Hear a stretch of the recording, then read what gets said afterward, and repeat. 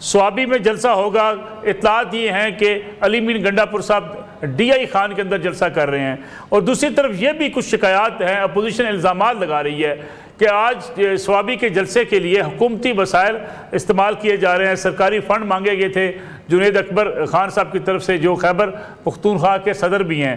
اس جلسے کے کیا اثرات ہوں گے حکومت پر؟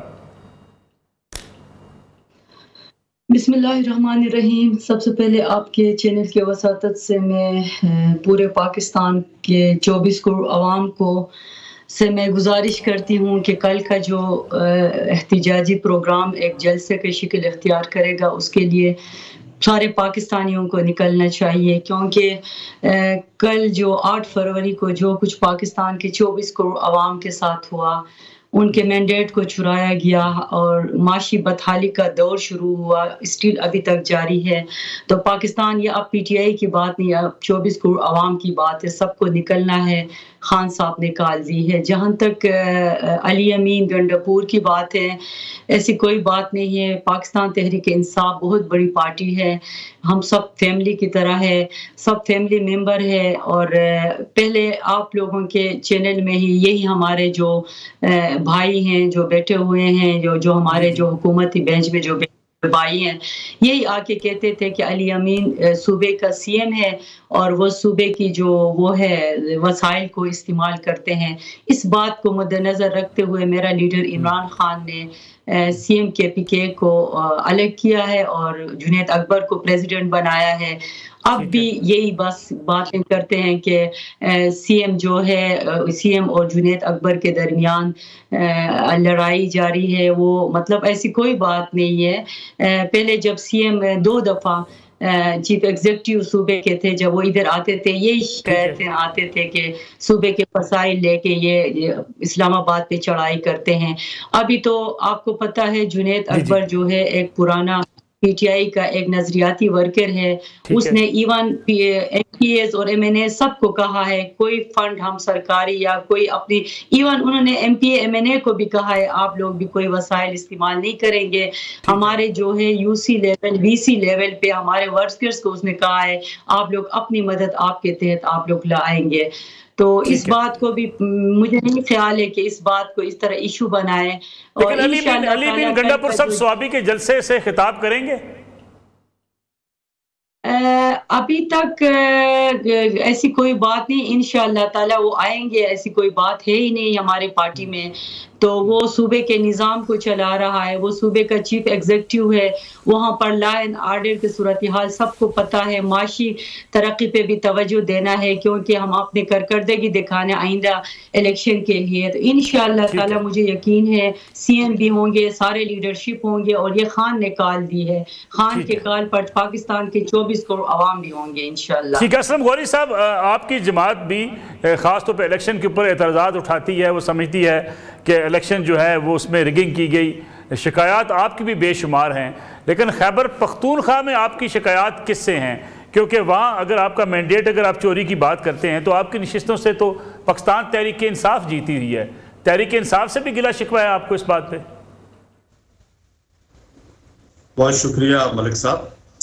ہمیں تو گلہ ان سے ہے جنہوں نے یہ الیکشن کروایا، ہمیں گلہ ان سے نہیں جیتے ہیں، ہمیں گلہ ان سے ہے جنہوں نے یہ الیکشن کروایا، جنہوں نے یہ ریگنگ کروائی، جنہوں نے الیکشن کو مینیج کیا، اور جنہوں نے اس طرح سے ایک ماحول بنایا کہ ایک صوبہ کسی اور کو دیا، 2 صوبے تقسیم بندر بانٹ ہوئی، تیسرے سے 4تھے صوبے میں پارٹنرشپ کروائی، اور مرکز میں بھی وہی حال ہے، سب بیساکھیوں پہ ایک دوسرے کے لیے لازم و ملزوم کھڑے ہوئے ہیں۔ یہ مینڈیٹ نہیں ہے، ہم اسے مینڈیٹ نہیں سمجھتے، ہم کسی ایک صوبے کو یا کسی ایک پارٹی کو گلہ نہیں دیتے۔ ہم نے آج بھی یہ گلہ کیا ہے، 2018 میں بھی ہمارا یہی گلہ تھا، ہم نے 2018 کے انتخابات کو ریگنگ قرار دیا۔ تمام پارٹیاں ہمارے ساتھ تھیں جو آج حکومت میں بیٹھی ہوئی ہیں، پی ڈی ایم کی شکل میں ہمارے دست و بازو تھے۔ ہم نے ایک تحریک چلائی تھی صاف اور شفاف انتخابات، اور آپ کو یاد ہوگا کہ 16 ماہ کی جب حکومت بنی تھی تو اس حکومت میں یہ کہا گیا تھا صاف اور شفاف انتخابات کے لیے قانون سازی کرنی، اس لیے مل کے یہ حکومت کا حصہ بنے تاکہ قانون سازی ہو جائے۔ پھر قانون سازی بھی ہوئی، لیکن جب 2024 کا الیکشن آیا تو مجھے انتہائی افسوس سے کہنا پڑتا ہے کہ 2018 کا الیکشن تو بہت پیچھے رہ گیا، 2024 نے پچھلے سارے ریکارڈ توڑ دیے ریگنگ اور 2 نمبری کے۔ اب صورتحال یہ ہے کہ جو دو لوگ 2018 کے الیکشن کو جعلی مینڈیٹ کہتے تھے یا 2 نمبر انتخابات کہتے تھے یا سسٹم کے بیٹھ جانے کا انتخابات کہتے تھے، آج وہ سب اس 2024 کے انتخابات کو گلے سے لگا کے بیٹھے ہوئے ہیں، اس لیے کہ ان کو اقتدار مل گیا۔ تو ہم تو کل بھی 2018 میں جہاں کھڑے تھے 2024 میں بھی اسی جگہ پہ کھڑے۔ ٹھیک ہے غوری صاحب، لیکن غوری صاحب سوری ٹو انٹرپٹ، لیکن سوال یہ ہے کہ اس وقت بینیفیشری تحریک انصاف تھی، اب بھی تحریک انصاف کے پی کے میں بینیفیشری ہے، پنجاب میں آپ سمجھتے ہیں P M L N beneficiary ہے، بلوچستان سندھ میں پیپلز پارٹی بینیفیشری ہے، تو آپ سمجھتے نہیں ہیں کہ خیبر پختونخوا میں پی ٹی آئی بھی اسی سسٹم کی بینیفیشری ہے؟ دیکھیں اگر آپ پی ٹی آئی بالکل سمجھتے ہیں، میں نے تو کہا ہے نا کہ پی ٹی آئی خود بھی سمجھتی ہے کہ پی ٹی آئی خود بھی سمجھتی ہے، یہ نہیں کہ 47 صرف استعمال ہوا ہے آپ کا پنجاب میں یا سندھ میں یا کراچی میں یا بلوچستان میں، 47 تو استعمال کے پی کے میں بھی ہوا ہے۔ اور ابھی تو شوکت یوسف زئی نے 3-4 دن پہلے کہا ہے کہ 35 ارکان کو میں جانتا ہوں جو حلف دے کے آئے ہیں، اور ساری باتیں تو آن ایئر ہوگی، انہوں نے ہمارے موقف کی تائید کی ہے۔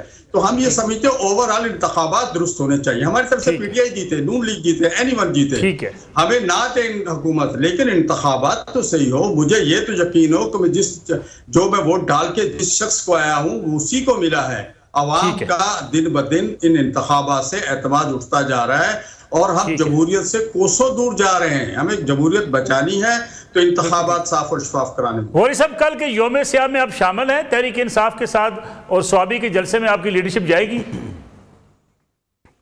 دیکھیں اس میں کوئی ہمیں نہ انہوں نے دعوت دی ہے، نہ ہمارے مشورے سے یہ پروگرام رکھے گئے ہیں، اور ہم آلسو ہم 2024 کے انتخابات کے خلاف ہم ایوان نہیں میدان کے نام سے اپنی تحریک جاری و ساری رکھے ہوئے ہیں، جس کے تحت ہم نے مختلف شہروں میں لاہور سمیت لاہور، مظفر گڑھ، پشاور، پشین، کراچی، سکھر، مختلف شہروں میں اسی عنوان کے ساتھ ہم نے اپنے پروگرام کیے۔ ہمارا احتجاج 2024 فروری سے جاری ہے، ہم اسے کنٹینیو جاری و ساری رکھے ہوئے ہیں۔ کل کے اس پروگرام کے لیے پی ٹی آئی نے کوئی ہم سے مشاورت نہیں کی، نہ ہمیں کوئی دعوت دی، اس لیے ان کا اپنا پی ٹی آئی کا اپنا پروگرام ہے، اور میں سمجھتا ہوں کہ ان کو 1973 کے آئین کے تحت ان کو یہ حق حاصل ہے کہ وہ اپنا احتجاج پرامن احتجاج کر سکے، اور حکومت کو اس سلسلے میں انہیں احتجاج کرنے کی اجازت دینی چاہیے۔ ٹھیک ہو گیا۔ کوثر کاظمی صاحب، وہ تو غوری صاحب کہہ رہے ہیں کہ 2018 میں عمران خان صاحب کے ہم خلاف تھے اس لیے کہ وہ بینیفیشری تھے، 2024 میں آپ بینیفیشری بن گئے، کیا سیاسی جماعتیں یہ تسلیم نہیں کر سکتی کہ کوئی نہ کوئی بینیفیشری ضرور ہوتا ہے؟ دوسرا یہ جو ابھی بات کی غوری صاحب نے بھی کہ احتجاج آئین کے تحت حق ہے سیاسی جماعت کا، آپ ان کو پنجاب میں جلسہ نہیں کرنے دیتے، اس لیے وہ خیبر پختونخوا میں جلسے کر رہے ہیں۔ بسم اللہ الرحمن الرحیم، رب صلی علی محمد وآل محمد۔ ملک صاحب، سب سے پہلے تو میری بہن فلک ناز نے آپ کو بتایا آپ کے ابتدائیے کی نفی کرتے ہوئے کہ کوئی لڑائی نہیں ہے، نہ کوئی سرکاری وسائل استعمال ہو رہے ہیں ثوابی جلسے کو لے کر۔ 8 کروڑ کی اطلاعات ہے جی، اور کیمرے کی آنکھ نے دیکھا کہ جلسہ گاہ کے اندر کس طریقے سے سرکاری مشینری استعمال کرتے ہوئے اس جلسہ گاہ کو تیار کیا جا رہا ہے۔ پھر انہوں نے کہا جی لڑائی نہیں ہے علی امین میں اور جنید اکبر صاحب میں، لڑائی نہیں ہے تو جنید اکبر چور کس کو کہہ رہے ہیں؟ وہ کس کو مخاطب کر رہے ہیں ود ان اے پارٹی کہ چوروں کو نہیں چھوڑا جائے گا؟ پھر خدشہ کس بات کا ہے کہ اگر عمران خان نے بھی میری بات نہ مانی تو صدارت چھوڑ دوں گا؟ یعنی ایک سے ایک بندہ اس طریقے سے لے کے آ رہے ہیں کہ نفاق اور دھڑا بازی تحریک انصاف میں نمایاں طور پر نظر آ رہی ہے۔ اب جلسہ آپ نے کہا جی کیوں نہیں کرنے دے رہے؟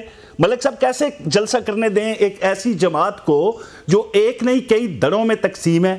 ان میں سے کس بندے کی گارنٹی آپ مانیں گے کہ بھائی ہم آ تو رہے ہیں، ہم پرامن احتجاج کریں گے؟ آپ کسی پر بھروسہ نہیں کر سکتے کیونکہ یہ آپس میں تقسیم ہے۔ ایک بندہ جو ہے وہ مفاہمت کی بات کرتا ہے، ایک بندہ ٹیبل ٹاک کی بات کرتا ہے، مذاکرات کی بات کرتا ہے، این اسی وقت دوسرا بندہ مار دھاڑ توڑو جلاؤ توڑو، یہ باتیں ان کے منہ سے نکلتی ہیں۔ تو اس وجہ سے پنجاب کے اندر جو ترقی کا سفر ہے، جو مریم نواز شریف جو آئرن لیڈی کے طور پہ سامنے آئی ہے، جس کے انیشیٹو آج سے پہلے کبھی نہیں تھے، کسی دور حکومت میں ناجائز تجاوزات ہوں یا ہمارے جو عوامی منصوبے ہیں فلاحی، آپ کو اس قدر تعداد میں ہوتے ہوئے نظر نہیں آتے۔ ناجائز تجاوزات نے لوگوں کا جینا آرام کیا ہوا تھا، بڑے بڑے لوگ جنہوں نے آغاز کیا تھا وہ اس سے پیچھے ہٹ گئے، اور مریم نواز اس پہ بالکل ایک سٹینڈ لے کے کھڑی ہیں اور لوگوں کا جینا آسان ہو رہا ہے پنجاب میں جو کہ نظر آ رہا ہے۔ اب احتجاج کس بات کا؟ احتجاج اب کس کے خلاف؟ کر رہے ہیں کہ فروری 2024 سے 2025 کے دوران نہ صرف معاشی استحکام آیا ملک کے اندر بلکہ مہنگائی میں نمایاں کمی ہوتی ہے ملک صاحب، شرح سود میں نمایاں کمی نظر آتی ہے، ترسیلات زر میں ریکارڈ اضافہ نظر آتا ہے، بہترین سفارتکاری نظر آتی ہے، اور بے پناہ معاہدوں پر نہ صرف دستخط ہوتے ہوئے بلکہ عمل درآمد ہوتا ہوا نظر آتا ہے۔ یہ تو آپ کی پرفارمنس حکومت کی ہے نا، اس پرفارمنس کی موجودگی میں احتجاج بھی کرنے دیں، سیاسی جماعت کا حق ہے۔ ملک صاحب ہم ان کے جھوٹے مصائب کے مقابلے میں اپنے سچے فضائل لے کے آئیں گے۔ یہ جہاں جہاں عوام سے جھوٹ بولیں گے ہم اپنے فضائل بیان کریں گے، اسی لیے عوام کو یہ بات سمجھ آئے گی کہ کون ان کے حق میں بہتر ہے۔ آج بھی ان کی ترجیحات کیا ہیں کہ خان صاحب کو رہا کروایا جائے اور قیمت ٹیکس پیئر کے جو پیسے ہیں وہاں سے ادا کی جائے، آپس کی لڑائیاں لڑی جائیں، اپنی اپنی طاقت شو کی جائے اور پیسہ عوام کا خرچ کیا جائے۔ پھر سچ بولے نا آ کے کہ جنید اکبر اور علی امین کے اندر اس وقت جو تضادات ہیں اس کے پیسے عوام دے رہے ہیں۔ کل لاہور میں احتجاج تو نہیں روک کوثر کاظمی صاحب، مجھے بریک لینی، لیکن کل لاہور میں احتجاج تو نہیں روکیں گے؟